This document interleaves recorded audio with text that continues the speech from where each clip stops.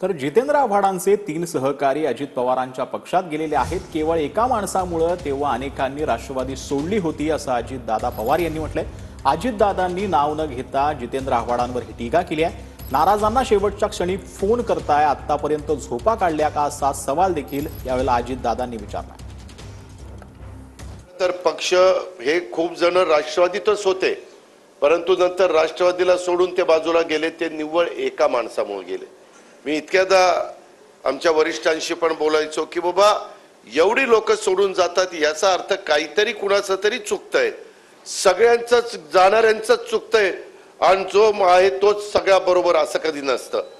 अभिजित येत असताना किंवा आता हेमंत वाणी येत असताना, सीमाताई येत असताना अनेकांचे आतापर्यंत फोन चालू होते, अरे अभिजित कुठे चालला, अरे अभिजित का जातोय, अरे अभिजित आपण बसू, मार्ग काढू।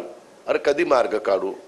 पार तुम्हाला आता शेवट सुचते मार्ग काढायचं? इतके दिवस काय झोपा काढल्या का गोट्या खायला? हे जे काही आहे ना याला काही अर्थ नसतो। बऱ्याचदा ती व्यक्ती ज्यावेळेस तिथनं बाजूला जात असते त्यावेळेस त्या व्यक्तीचं महत्त्व कळत असतं।